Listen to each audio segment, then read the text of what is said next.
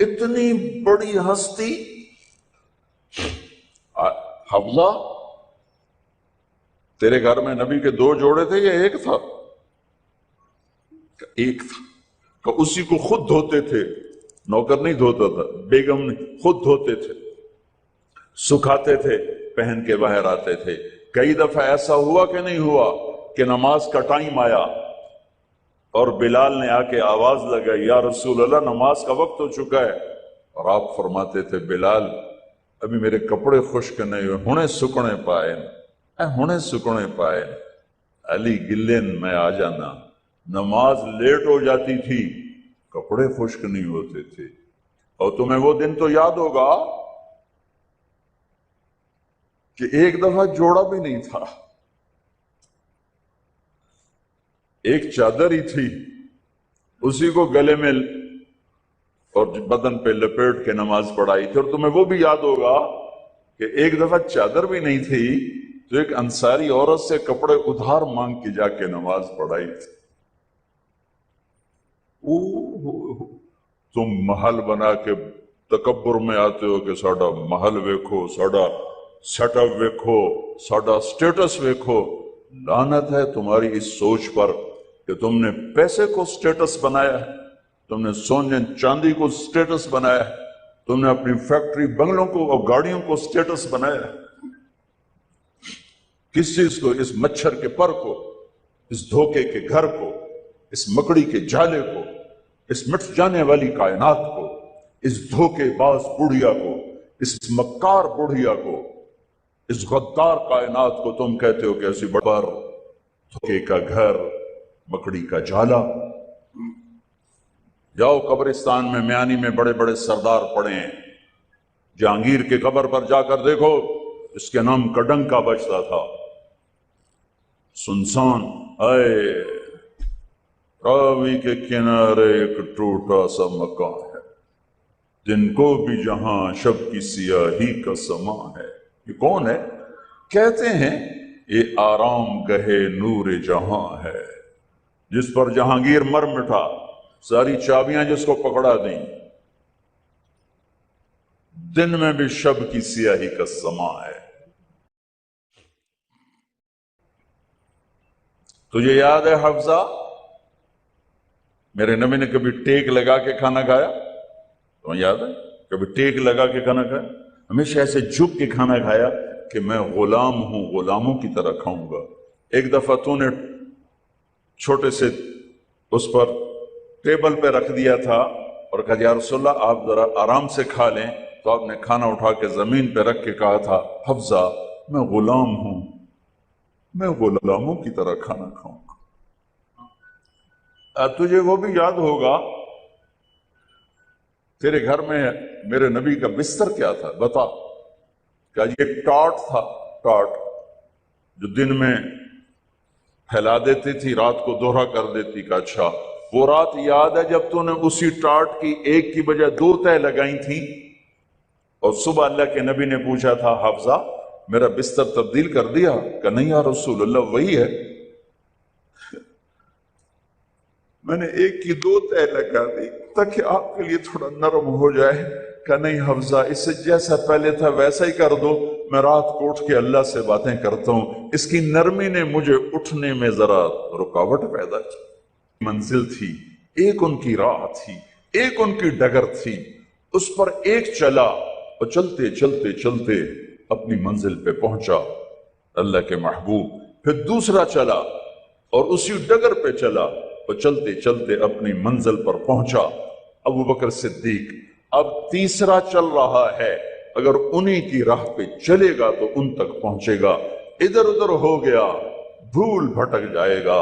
انہیں جا کے بتا دو کہ جس راہ پر میرے دونوں ساتھی چلے میں اسی پہ چلتا رہوں یہاں تک کہ میرا اللہ مجھے میرے ساتھیوں سے ملا دے۔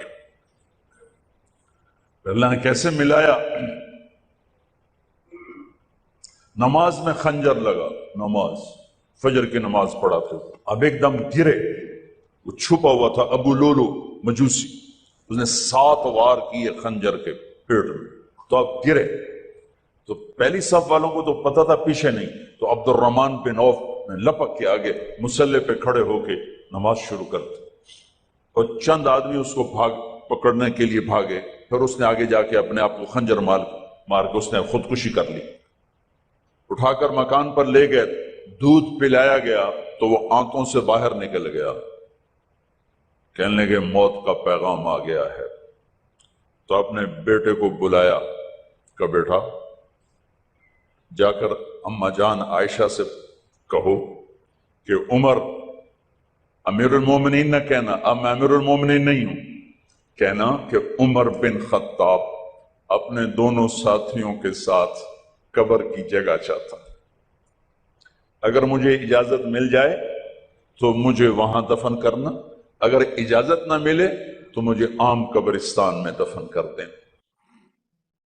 عبداللہ بن عمر تشریف لے گئے تو اماں عائشہ بیٹھی رو رہی تھی کہ اماں جان میرا باپ عمر بن خطاب اجازت چاہتا ہے قبر کی اپنے دونوں ساتھیوں کے ساتھ۔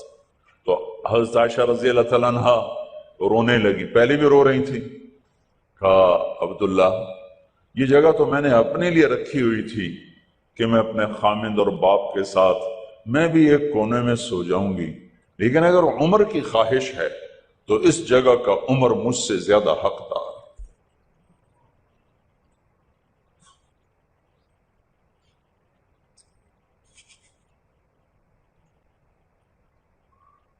بیٹے نے آ کر کہا ابا جان مبارک ہو، اجازت ہو گئی۔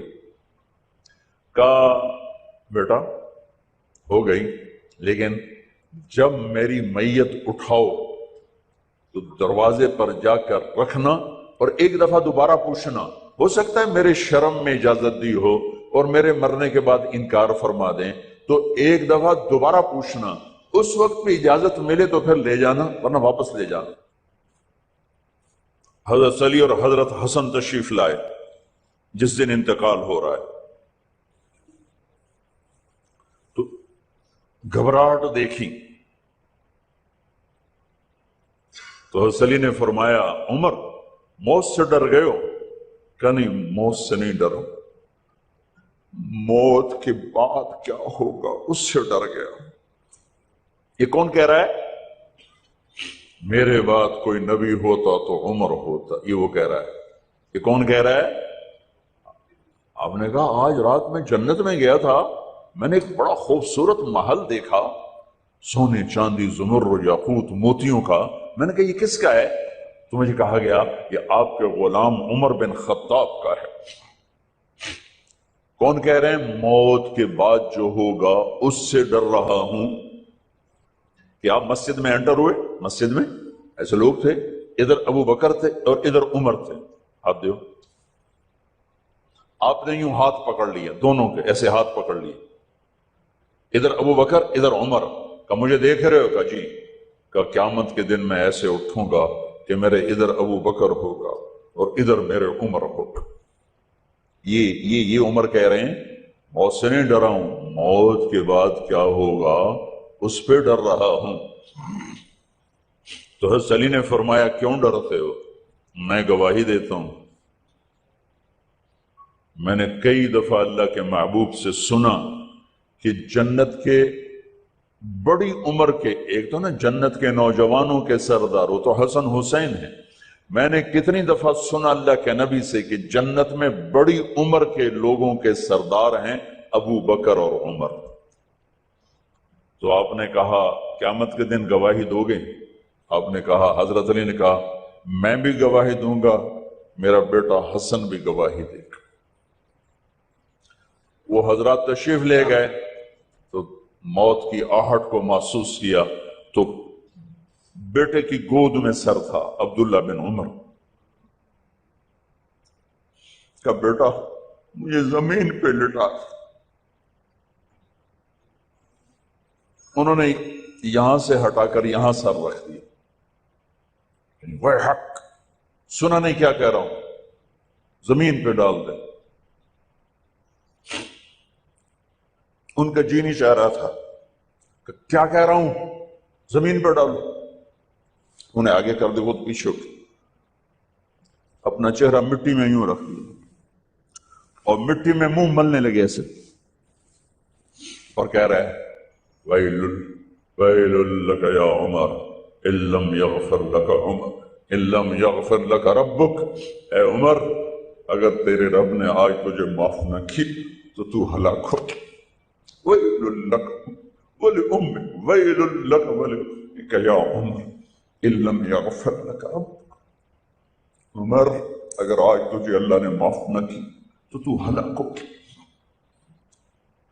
اتنے بڑے مقام والے 1,24,000 میں ایک آدمی ہے مراد، جسے مانگا گیا ایک آدمی، یا اللہ عمر دے دے میرے اسلام کی بلندی کے لیے۔ وہ کہہ رہے ہیں ویل لک یا عمر ان لم یغفر لک رب،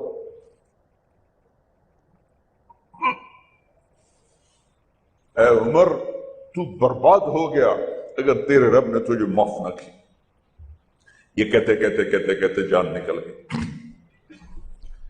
صہیب رضی اللہ عنہ نے آپ نے وصیت فرمائی تھی میرا جنازہ صہیب پڑھائے، رومی جنازہ پڑھایا گیا،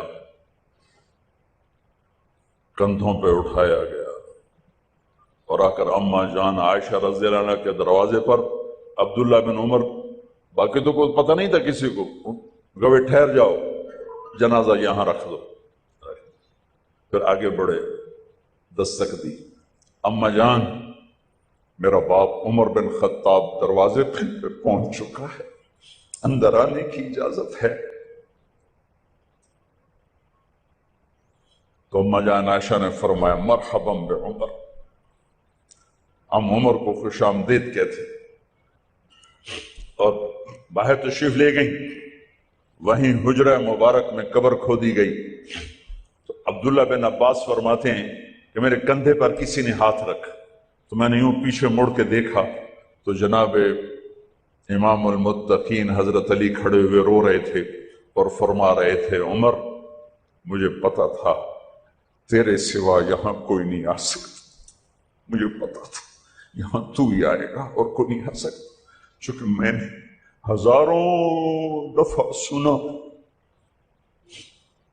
خرجت انا و ابو بکر و عمر دخلت انا و ابو بکر و عمر، میں نے ہزاروں دفعہ اپنے نبی کی زبان سے سنا میں اور ابو بکر عمر گئے تھے، میں اور ابو بکر عمر آئے تھے، میں اور ابو بکر عمر اندر گئے تھے، میں اور ابو بکر عمر باہر گئے تھے، میں نے اپنے نبی کے نام کے ساتھ تجھے اور ابو بکر کو اتنا سنا ہے کہ کسی کو نہیں سنا، لہذا مجھے پتا تھا تو اسی جگہ پہ آئے گا، تیری یہی جگہ ہے۔ میرے بھائی بہنوں، یہ وہ لوگ ہیں جنہوں نے رضی اللہ عنہ کا ٹائٹل جیتا اور پھر روتے روتے مر گئے۔ مجھے کیا خبر کیا ہونے والی، آپ کو کیا خبر کیا ہونے والی؟ بے شک میرا رب رحیم ہے، وہ اس کے رحم کے تو فعلی کام بنے گا، کیڑیاں تقریراں تے کیڑے علم، کیڑیاں نمازاں تے کیڑیاں تجدہ، کم تو اس کی رحمت پر بنے گا، پر یہ اعمال اس کی رحمت کو لینے کا راستہ ہیں۔ یہ بھی ٹھیک نہیں ہے کہ اللہ غفور الرحیم ہے آپ ہی معاف کرے گا، یہ یزید اور حسین کو برابر تو نہ کر، آل رسول کی بوٹی بوٹی نوچ دی جائے اس کی رضا کو ڈھونڈنے کے لیے۔ وہ نہیں کہہ سکتے تھے اللہ بڑا غفور الرحیم۔ اس لیے بھائی بہنوں، معاملہ بے شک اللہ کی ذات سے ہے، بڑا کریم ہے، آنسو دیکھنا چاہتا ہے، ندامت دیکھنا چاہتا ہے۔ کون ہے جس سے گناہ نہیں ہوتا؟ کون؟ میں اسے انسان ماننے کے لیے تیار نہیں، یا تو وہ کوئی فرشتہ ہے یا نبی ہے، نہ نبی آ سکتا ہے نہ ہم فرشتے ہیں، وہ انسان ہی نہیں جس سے خطا نہ ہو۔ لہذا میں اپنے رب کی قدرت پہ قربان جاؤں، رحمت پہ قربان جاؤں کہ اس نے توبہ کے لیے نہ عمر کی قید نہ عدد کی قید۔ ابھی تو 60 سال کا ہو گیا ہے، 70 سال کا ہو گیا، اب تیری کوئی توبہ نہیں، آخری سانس میں آ جا قبول